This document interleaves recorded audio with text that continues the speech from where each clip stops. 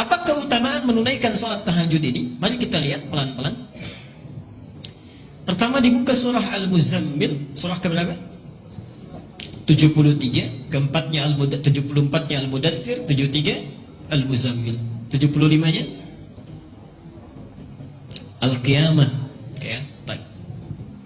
Ya ayyuhal muzammil qumil laila inna qalila. Lihat ayat yang ke-6-nya. Allah berfirman di situ, keutamaan salat tahajud, salat yang dilakukan di malam hari. Inna nasyi'atal laili hiya asyaddu wat'aw wa aqwamu qila.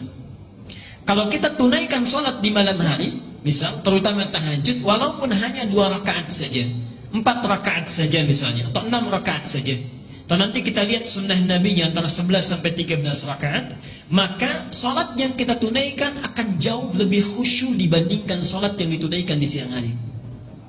Saya ulangi ya, salat yang ditunaikan di malam hari, dalam konteks ini tahajud, kata Allah, itu akan lebih menambah kekhusyuan dibandingkan salat yang ditunaikan di siang hari.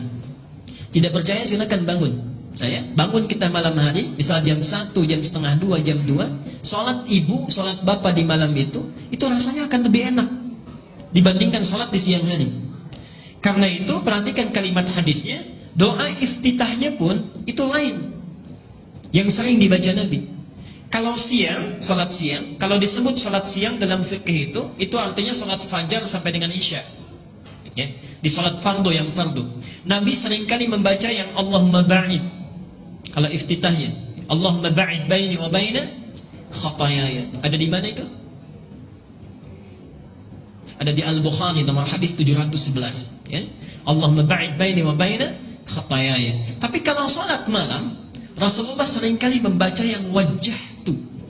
Wajjahtu. Itu hadisnya hadis riwayat Muslim nomor hadis 1848, ya.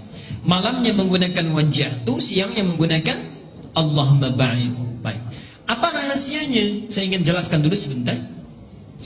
Kalau siang dengan malam, lebih banyak mana aktivitas yang dilakukan? Siang, ya? Baik. Orang semakin banyak beraktivitas, semakin besar peluang berbuat salah. Lisan yang terlalu banyak bicaranya, besar kemungkinan kelirunya. Kaki yang terlalu banyak bergerak, besar kemungkinan kelirunya dalam melangkah. Karena itulah dalam setiap sholat siang, antum misalnya, mohon maaf ya, dari fajar tadi sampai zuhur, ada nggak yang tidak salah? Pasti ada saja kesalahan yang kita perbuat, ya. Pulang dari masjid pun kadang kita bicarakan orang lain, minimal ustadznya gitu kan. Baik. Sampai zuhur pasti ada kesalahan yang kita buat. Karena itulah dalam setiap doa iftitah yang kita baca atau istiftah, kita memohon kepada Allah sebelum sholat mengingat kesalahan-kesalahan kita. Lalu kita rasakan semua itu, kita baca Allahumma ba'id baini wa baina khatayaya kama ba'adta bainal masyriqi wal maghrib. Ya Allah, kalau sebelum sholat ini saya punya kesalahan yang saya bawa sampai sholat ini, mohon jauhkan saya antara kesalahan yang saya perbuat dengan saya, sejauh Engkau jauhkan timur dan barat. Subhanallah. Itulah makna hadis, sholat yang satu dengan yang lainnya menggugurkan, menghapuskan kesalahan yang diperbuat di antara keduanya. Tapi malam tidak. Malam menggunakan wajah tuh, hadisnya dari Ali bin Abi Thalib. Kalau yang Allahumma ba'id dari Abu Hurairah. Perhatikan kalimatnya. Shallaitu khalfa Rasulillah sallallahu alaihi wasallam.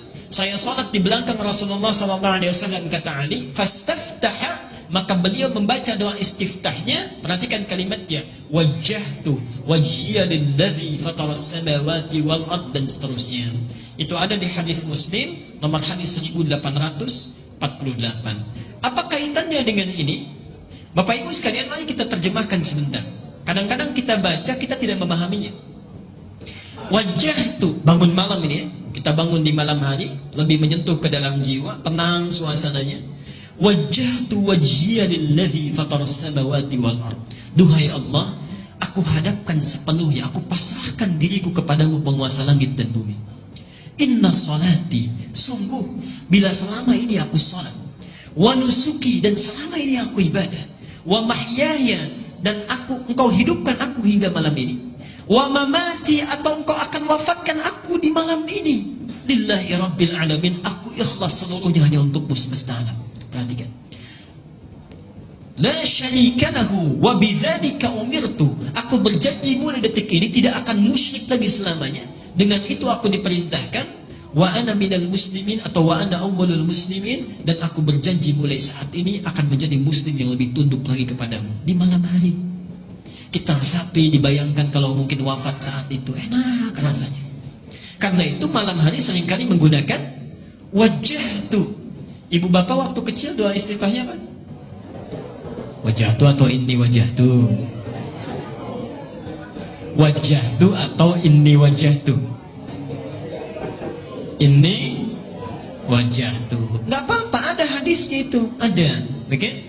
Kalau yang wajah tuh nggak pakai ini, itu ada di hadis Muslim dari Ali bin Abi Thalib yang meriwayatkan. Nomor hadisnya 1848. Kalau pakai ini, ada juga hadisnya.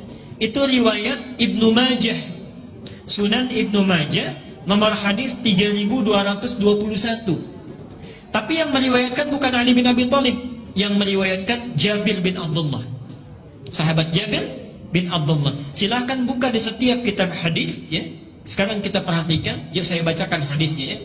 An Jabir bin Abdullah radhiyallahu an.